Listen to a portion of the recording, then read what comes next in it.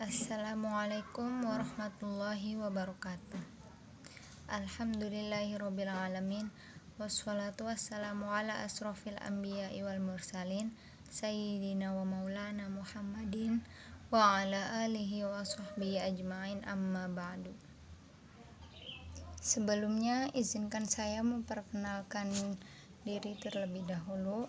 Perkenalkan, nama saya Sri Andani dari program studi akuntansi kelas reguler A. Adapun maksud dari video ini, saya akan menjelaskan tentang bab sumber hukum Islam. Langsung saja kita akan membahas tentang hukum Islam. Yang pertama yaitu pengertian hukum Islam. Hukum Islam adalah hukum yang berdasarkan pada ajaran agama Islam atau sering disebut sebagai syariat Islam. Yang kedua adalah sumber hukum Islam. Adapun sumber hukum Islam itu adalah berdasarkan kitab suci Al-Quran dan hadis atau sunnah Rasul, juga fatwa ulama sebagai bentuk ijtihad. Sumber hukum Islam di Indonesia adalah sebagai berikut. Yang pertama yaitu Al-Quran. Al-Quran sebagai sumber utama yang tertinggi adalah ayat-ayat Quran.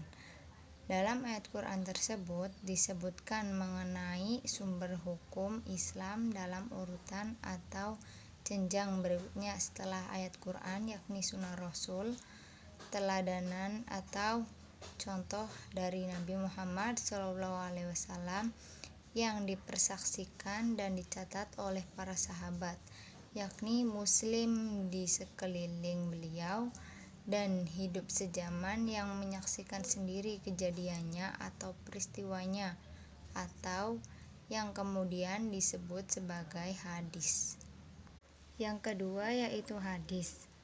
Hadis adalah catatan dari para perawi atau periwayat penurut riwayat, yakni para sahabat, yaitu orang-orang muslim yang hidup sejaman dengan Nabi dan menyaksikan dengan mata kepala sendiri mengenai kejadian atau peristiwa yang dilakukan atau dialami oleh Nabi.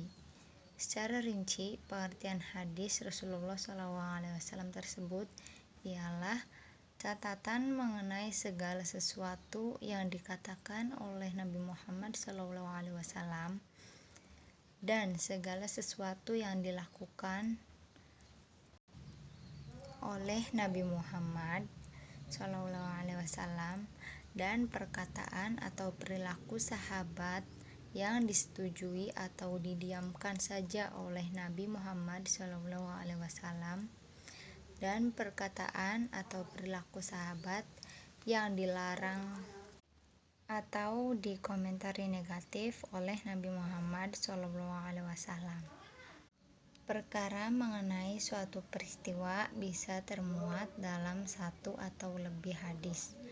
Dari sekian banyak hadis yang ada tersebut kemudian dikelompok-kelompokkan menjadi berbagai derajat kesahihan atau tingkat keabsahannya, mulai dari hadis yang sahih atau terpercaya yang bersumber dari perawi yang terpercaya dan terkenal reputasinya akan kejujuran dan karakter baiknya, dan juga perawinya tersebut berjumlah banyak, lebih dari satu orang, hingga hadis yang palsu, yakni hadis yang tidak bisa dipercaya atau hanya bersumber dari satu perawi, dan itu pun perawi yang terkenal akan ketidakjujurannya dan dari segi matanya atau isi hadisnya yang bertentangan dengan banyak hadis lainnya, atau hadis dari perawi lain yang lebih dapat dipercaya kejujurannya. Yang ketiga yaitu fatwa MUI atau Majelis Ulama Indonesia. Dalam penerapan hukum Islam di Indonesia, sumber atau landasan hukum selanjutnya adalah fatwa MUI sebagai bentuk ijtihad berupa ijma. MUI atau Majelis Ulama Indonesia itu adalah sekumpulan ulama se-Indonesia. Jadi, fatwa MUI tersebut bukan hasil pemikiran dari satu orang ulama saja, namun sudah didiskusikan dan menjadi kesepakatan oleh banyak ulama se-Indonesia. Fatwa merupakan suatu istilah mengenai pendapat atau tafsiran pada suatu masalah yang berkaitan dengan hukum Islam. Kata fatwa secara etimologi dalam bahasa Arab memiliki arti sebagai nasihat atau petuah atau jawaban atau suatu pendapat. Sedangkan kata ijtihad itu secara etimologi dalam bahasa Arab, pengertian ijtihad ialah mencurahkan pikiran dengan secara bersungguh-sungguh, sehingga makna ijtihad adalah suatu proses penetapan hukum syariat dengan mencurahkan seluruh pikiran dan juga tenaga dengan secara bersungguh-sungguh. Sedangkan kata ijma' maknanya ialah suatu kesepakatan yang dilakukan oleh para ulama dalam menetapkan hukum agama Islam berdasarkan Al-Quran dan hadis dalam suatu perkara. Pengelompokan hadis. Kategori pengelompokan hadis dapat dibagi dengan kriteria jumlah perawinya ataupun tingkat kemasyhurannya, maupun berdasarkan karakter perawinya berdasar sanad dan matannya. Yang pertama yaitu pengelompokan hadis berdasarkan jumlah perawinya. Berdasarkan jumlah perawinya, maka suatu hadis dapat dikategorikan sebagai mutawatir atau tak tersangkal atau tidak dapat dipungkiri, yakni suatu posisi yang kuat sekali karena hadisnya sangat dikenal luas, karena ada dukungan oleh banyak referensi perawi. Kemudian kategori berikutnya adalah masyhur atau cukup dikenal luas namun hanya didukung oleh beberapa referensi asli atau sedikit perawi meski jumlahnya lebih dari satu perawi. Kemudian yang terakhir adalah wahid atau tunggal, yakni hadis yang didukung oleh hanya satu perawi atau terlalu sedikit referensi dan alur rentetan sanadnya terputus-putus. Yang kedua yaitu pengelompokan hadis berdasarkan kualitas sanad dan matannya. Berdasarkan kualitas sanad dan matannya, maka hadis bisa terbagi menjadi hadis sahih, yakni hadis yang matan atau kandungan isinya tidak bertentangan dengan Al-Quran dan bersambung sanadnya serta diriwayatkan oleh perawi yang adil, berkarakter dan bereputasi baik dan yang dobit atau kuat ingatannya, dan juga tidak syadz matanya atau tidak bertentangan dengan hadis lain yang lebih sahih, serta tidak cacat alur tuntunan sanadnya walaupun tersembunyi. Kemudian ada hadis doif atau palsu, yakni yang ada cacat pada sanad atau matanya. Yang ketiga yaitu tata cara jalannya peradilan syariah.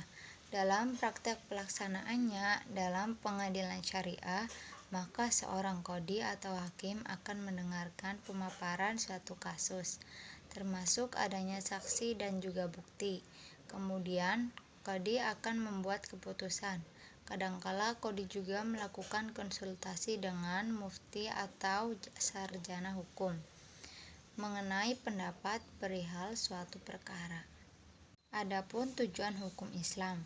Tujuan hukum Islam adalah supaya manusia hidup sesuai aturan dan perintah Allah Subhanahu wa taala. Manfaat hukum Islam.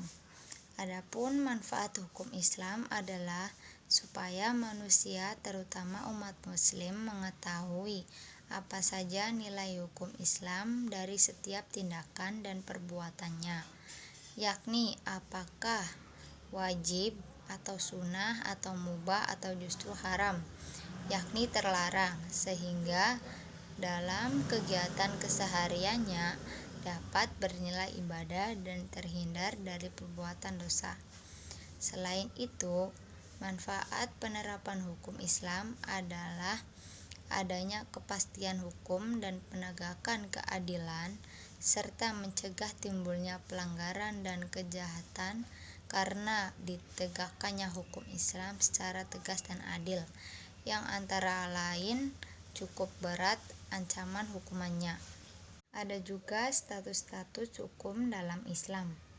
Dalam hukum Islam terdapat status-status hukum sebagai berikut: wajib atau fardu, lalu sunnah, disarankan atau mustajab, kemudian mubah atau dibolehkan, lalu makruh atau tercela dan dibenci, kemudian haram atau terlarang. Jadi, jika status hukumnya wajib, maka jika dilakukan maka akan mendapat pahala, tapi jika ditinggalkan akan mendapat dosa. Sedangkan jika status hukumnya adalah sunnah, maka sebaiknya perbuatan atau tindakan tersebut dilakukan sehingga akan mendapat pahala atasnya. Namun jika ditinggalkan tidak akan mendapat dosa. Kemudian, status hukum mubah adalah dibolehkan, yakni jika dilakukan tidak akan mendapat pahala, juga jika tidak dikerjakan tidak akan mendapat dosa. Lalu status hukum makruh, yakni jika dikerjakan maka tidak akan mendapat dosa juga pahala, namun jika ditinggalkan maka akan mendapat pahala. Kemudian status hukum haram adalah jika dikerjakan mendapat dosa dan jika ditinggalkan maka akan mendapat pahala. Demikianlah pembahasan tentang pengertian hukum Islam. Semoga dapat menambah wawasan kita mengenai hukum dan jenis-jenisnya. Sekian dari saya. Wassalamualaikum warahmatullahi wabarakatuh.